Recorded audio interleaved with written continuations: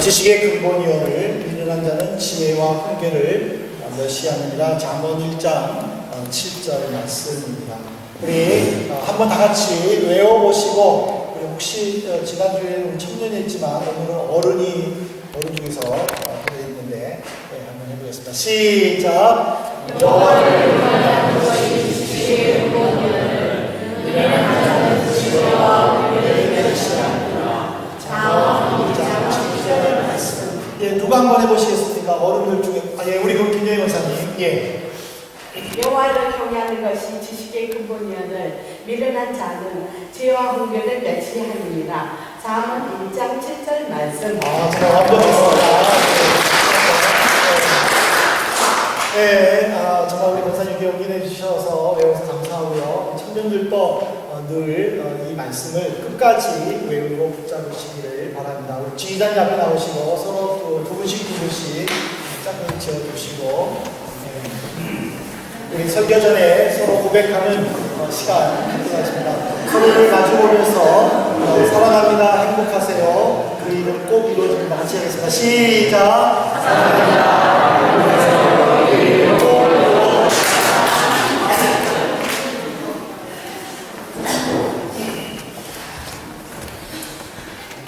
데살로니가 이제 후서가 시작이 됩니다. 이 데살로니가 후서는 이 데살로니가 전서에 이어진 바울의 두 번째 데살로니가 교회를 향한 편지인데, 이 데살로니가 전서보다는 데살로니가 후서가 약간 서신의 성격이 좀 강합니다. 그것은 데살로니가 전서를 통해서 교인들이 올바른 정말관과 또 올바른 신앙생활을 가르치고 또 보이도록 요구했지만, 교인들이 그 모습을 제대로 나타내지 못했었을 때에는 바울은 아파서 마음이 아픈 마음에 그들을 강하게 책망한 것이 데살로니가 후서의 특징입니다. 하지만 오늘 1장은 책망보다는 오히려 그들을 격려하였고, 또 그들을 통해서 하나님께 감사하는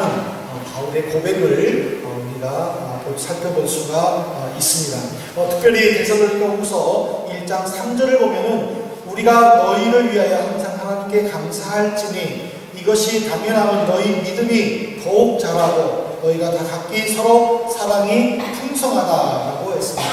즉 교인들은 종말신앙으로 인하여 혼란한 모습은 가졌지만은, 그러나 그들은 여전히 사랑과 그리고 믿음의 신앙의 덕목을 가지고 있음을 알 수가 있습니다.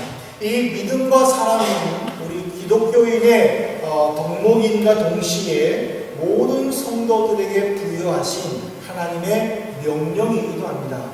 특별히 바울 사도는 고린도 교회를 향해서도 이 말씀을 선포했는데, 고린도전서 13장 13절에 보면은 그런즉 믿음, 소망, 사랑 이 세 가지는 항상 있을 것인데 그 중에 제일은 사랑이다 라고 이야기를 했습니다. 그래서 마치 바울 사도는 이 믿음과 소망과 사랑을 독립된 객체로서, 그리고 그 중에 제일이 사랑인 것처럼 가르쳤다라고 많은 사람들은 오해하고 있지만은, 그러나 우리 기독교인들은 이 믿음과 소망과 사랑을 독립적인 객체로 떼어서 생각해서는 안 됩니다.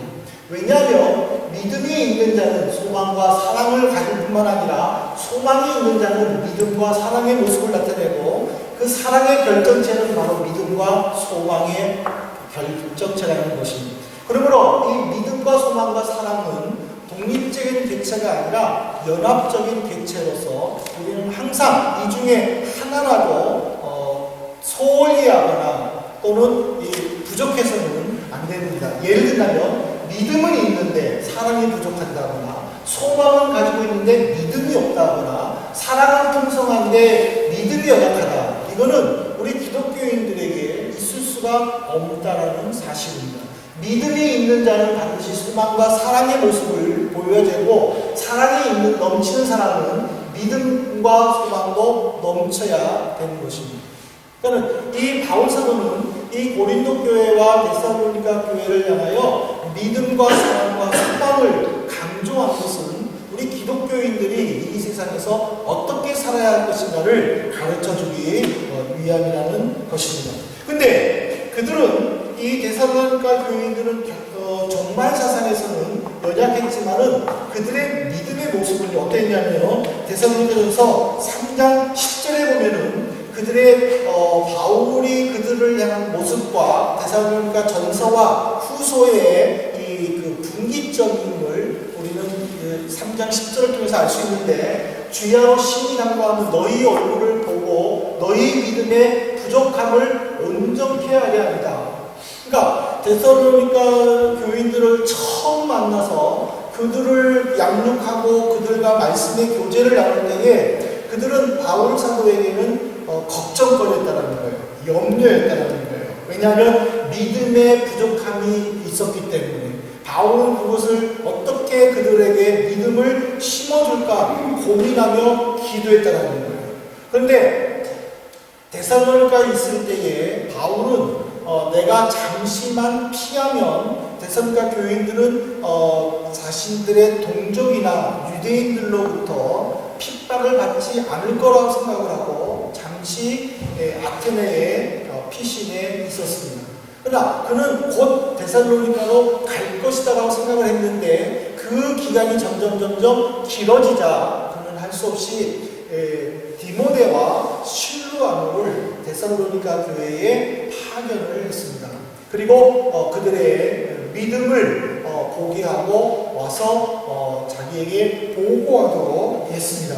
그때에 디모데와 실루아노 바울에게 데살로니가 교회인들의 믿음이 자랐다라고 이야기를 했습니다. 3장 10절에서는 부족했었는데 오늘 데살로니가후서 1장 3절에 보면 너희 믿음이 더욱 자라고 라고 고백을 했습니다.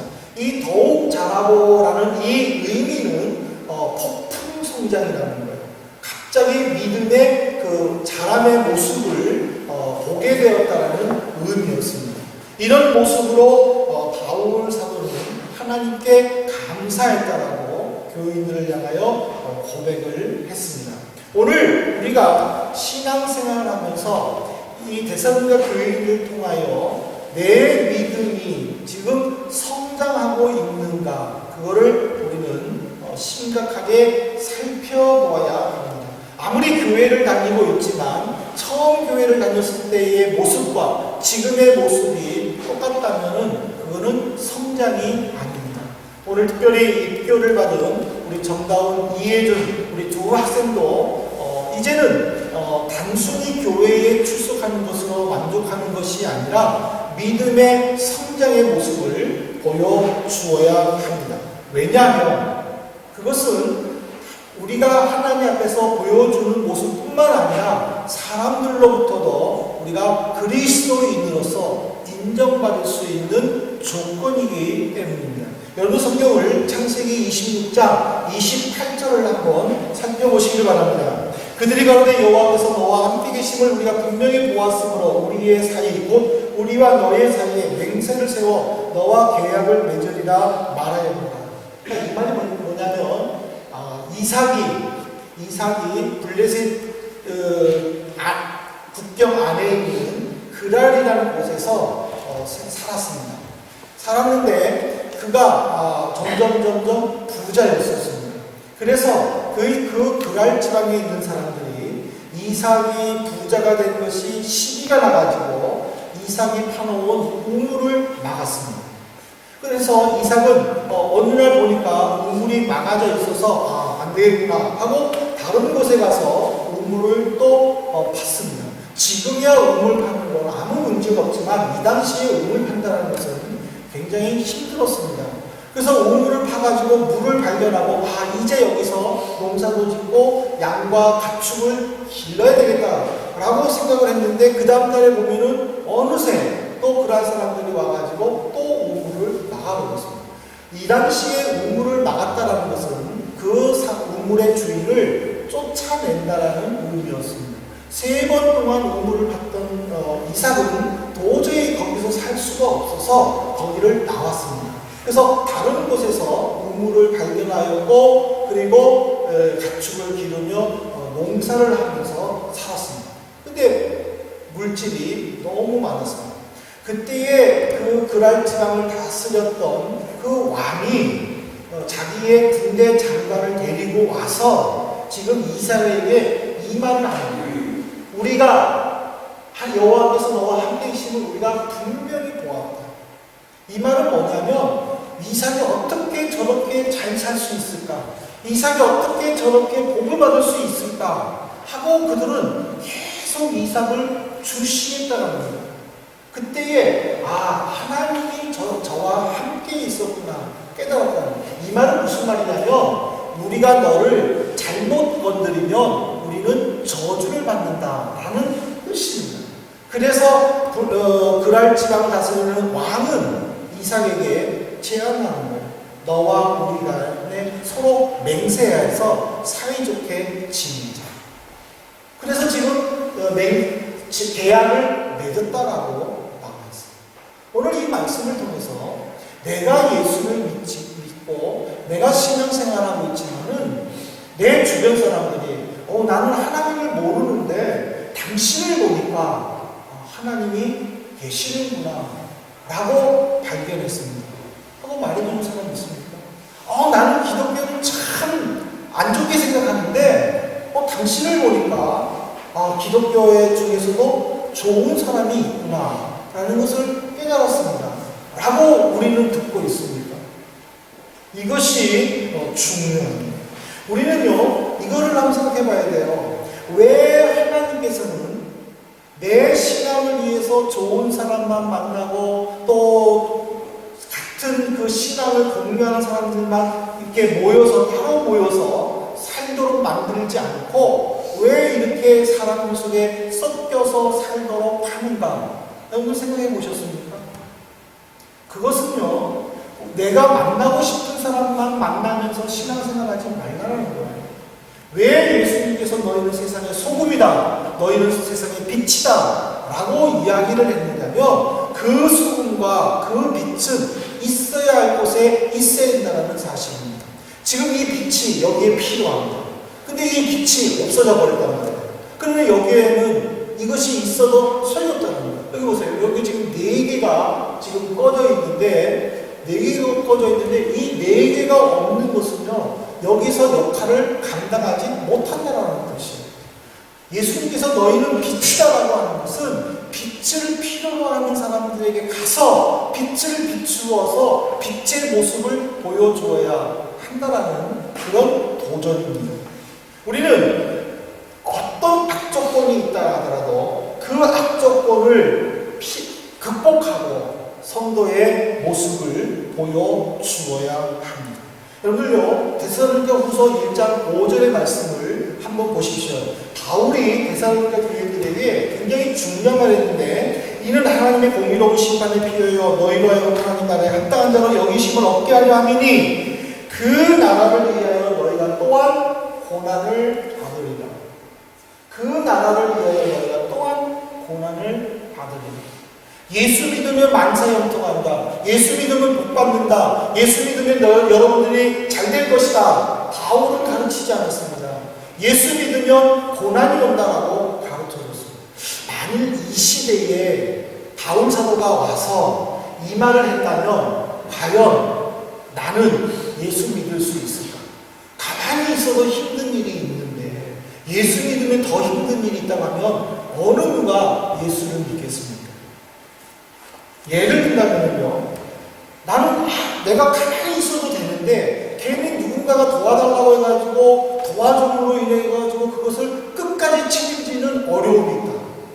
그러면은 내가 괜히 이걸 도와줘가지고 이렇게 힘들다라고 스스로를 원망하거나 도움을 부탁한 사람을 원망하지 않겠습니까? 그냥 지나쳐도 될 일을 괜히 오지랖이 넓어가지고 그 일에 끼어들어가가지고 그 문제를 해결했는데도 불구하고 고맙다는 말 한마디 못 듣는다면 얼마나 속상하겠습니까? 그럼에도 불구하고 바울은 너희가 예수를 믿으며 하나님 나라를 위하여 고난을 받는다 했어요.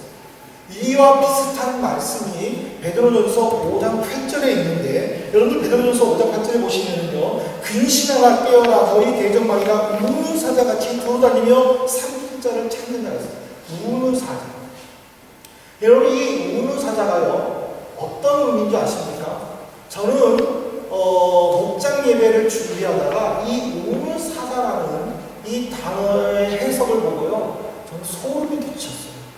그게 무슨 말이냐면, 이 로마 시대 때에 기독교인들을 박해해서 그 콜로세움이라는 큰 운영 경기장에 로마 사람들을 모아놓고 그 기독교인들을 풀어서 사자굴에 있는 사자가 나와가지고 그들을 잡아먹게 하고 그걸 구경하는 건데, 이 그 기독교인들을 처형한 날짜에서 한 4일 전에 사자들에게 아무것도 안 먹인다는 거예요. 물도 안 먹이고요, 아무것도 안 먹인다는 거예요. 그리고 이제 그 기독교인을 처형했다 하는 그날에 로마 시민들을 전부 다 나와서 구경하게 하고, 그 다음에 처음에 이제 기독교인들을 전부 다 내보낸답니다. 기독교인들을 내보내면은 수많은 사람들이 야유보는 앞에서 공포 속에서 벌벌 떨고 있을 때에 갑자기 그 사자들이 있는 문을 한 6군데에서 열을 열면은 그 6군데에서 사자들이 최하 2마리씩 튀어나옵니다. 그러면은 그들은 튀어나오자마자 그 거기 뱃속에서 울리는 그 소리를 내면서 그들에게 다가간다. 그러면 그들은 살고 싶어서 막 도망다니는데 거의 1, 2분도 안 돼가지고 죽어버린다. 그것을 로마 사람들은 즐겁게 보는 거예요. 피 튀기는 모습을. 근데 제가 그 생각을 하고 읽으니까는 우는 사자처럼 삼킬자를 찾는다라는 이 말이 얼마나 무서운 건지 몰라요. 근데 지금 이 당시에 이 글을 지금 그 가족들이 읽었다면요, 얼마나 공포였겠습니까? 우리는 이 단어를요, 이 문장을 그냥 우는 사자처럼 삼킬자를 찾는다, 이게 쉽게 읽을 일이 아니라는 거예요. 하지만 그들은 믿음을 지켰다는 거예요. 하지만 그들은 그리스도를 나의 임마누엘로, 나의 구세주로, 나의 그리스도로 고백했다는 사실. 결국 로마 사람들은 기독교인들을 다 죽이기 위해 박해했음에도 불구하고 하나님은 그들을 보호하셨고, AD 313년에 콘스탄티누스 대제에 의해서 기독교가 로마의 국교로 인정받았다는 것은 환난을 당했던 이스라엘 사람들이, 유대인들이 믿음을 지켰던 그 은혜였다는 사실입니다. 오늘 우리는 초대교회 성도들이 보여주었던 그 믿음의 모습을 우리는 곰곰이 생각해 보아야 됩니다. 어떻게 보면 힘들고 어려운 이민자의 삶이죠. 유학의 삶이죠. 살기 바쁘고 공부하기 바쁘고, 그런데 교회에 와서 봉사하고, 그런데 교회에 와서 이런 일 저런 일 하고, 그 이런 일 저런 일 할 때에 격려하거나 칭찬해주거나 잘한다고 용기해주는 말이 아니라 오히려 한마디씩 찌르는 말을 할 때에 참 내가 왜 여기서 이런 일을 하면서 욕먹어야 되나 하고 생각할 수도 있다는 거예요. 하지만 바울은 그런 생각이 든다 할지라도 하나님 앞에서 인내하는 거예요. 오늘 바울이 우리의 성도들에게 요구하는 것은 그 인내인데, 진정한 인내가 무엇인지 우리 생각해 봐야 돼요. 그냥 참는 것, 그거는요 자기 절제예요. 그냥 참는 것은 자기 절제예요. 하나님 보시기에 인내가 아닙니다. 하나님 보시기에 인내라는 것은 바로 하나님을 바라보면서 참는 거예요. 하나님을 바라보면서 참는다는 것은 데살로니가후서 1장 10절에 나오는데, 그날에 강림하사 그의 성도에게서 영광을 얻으시고 모든 믿는 자에게서 기히 여김을 얻으시리라. 우리가 하나님 앞에서 믿음을 가지고 참을 때에 하나님께서는 그 인내를 통하여 영광을 얻으신다는 거예요. 그리고 사람들을 통하여 기히 여기심 갖는다는 것은요, 놀라워한다 또는 이상하게 여긴다라는 건데, 하나님은 반드시 오신다라고 제가 지난 주일날에 말씀을 드렸어요. 언제 오실지는 모르지만 반드시 올 때에 그 오시는 순간에 예수님을 믿는 자들은 그것이 기쁨이 되는 거예요. 그러나 예수님을 믿지 아니한 사람은 하나님 예수님이 오시는 그 순간에 그들은 너무 놀란다는 사실. 그 논란으로 인하여 그들은 스스로 낙담한다는 뜻입니다. 그래서 기이 여김을 합니다라는 것은 낙심하다라는 의미를 가지고 있는 것입니다. 그러므로 우리는 예수님이 반드시 오신다는 것을 믿는다면 다른 사람들이 기이 여김을 받기 위해서 우리는 하나님 앞에서 인내해야 된다는 것을 바울 사도는 가르쳐주고 있습니다. 여러분들, 우리 이거 한번 생각해 보십시다. 내가 하나님을 열심으로 믿고 내가 주님을 위하여 충성하며 헌신할 때에 좋은 일만 나타나겠습니까? 아니면 나쁜 일도 어려운 일도 나타나겠습니까? 우리는 후자의 힘을 알아요. 예를 들자면요, 여러분들 느헤미야서를 한번 읽어보시길 바랍니다. 느헤미야는요 유대인이었어요. 그는 바벨론이 유대를 멸망했었을 때에 포로로 끌려갔어요. 그랬는데 아닥사스다 때에 그는 술 맡은 간호, 그러니까 즉 왕이 마시는 음료를 책임지는 사람이었어요. 그러니까 왕의 최측근에서 일을 하는 사람. 어떻게 보면은 피정복 국가의 사람이 정복 국가의 왕의 옆에서 그 일을 한다는 것은 인간 승리, 그렇잖아요. 입지전적인 승리라고 말할 수 있어요. 근데 그가 그 일을 하면서 부귀의 영화를 누리고 아무 어려움 없이 살 때에 자기의 친척을 통해서 예루살렘이 완전히 불타버리고 예루살렘 성벽이 완전히 무너졌다는 소식을 들었어요. 그때 그는 4개월 동안 하나님께 기도하다가 왕에게 이렇게 얘기했어요. 왕이시여, 나를 유대 총독으로 임명해 주셔서 우리 조상들이 살았던 예루살렘 성벽을 다시 세울 수 있게 해 주옵소서. 허락을 받고 그는 예루살렘으로 갔습니다. 그렇다면 그에게는 좋은 일이 있어야죠. 주변에서 막 도와줘야죠. 그렇잖아요? 여러분 주변에서 도와줬습니까? 아니에요. 느헤미야는 성벽을 건축할 때에 너무나도 많은 돈이 들어가가지고 그는 봉급을 안 받았어요. 월급을 안 받았어요. 자원해서 그 일을 했어요. 그런데 몇몇 부자는 느헤미야를 도와주지 않을 뿐만 아니라 동족들에게 고리대금을 하는 거예요. 돈을 못 빌리니까는 그 채무자의 자녀들을 팔도록, 노예를 팔도록 압력을 가하기도 했어요. 뿐만 아니라 사마리아의 총독이었던 산발락은 유대 사람들과 결탁을 해가지고 느헤미야의 일을 사사건건 방해하고 압력을 놓고 해방받았어요. 그 일이 안 되니까 심지어 제사장과 선지자들까지도 느헤미야를 협박하였어요. 그에게는 사람이 적이었어요. 그렇지만 느헤미야가 포기했으니까 느헤미야는 포기하지 아니하고 그 모든 일들을 52일 동안 참고 견디며 그 일을 해서 결국에는 예루살렘 성벽을 완공했다는 사실입니다. 우리가 주님의 일을 할 때에 약간의 어려움과 조금의 아픔이 있다고 뒤로 물러서서는 안 된다는 사실.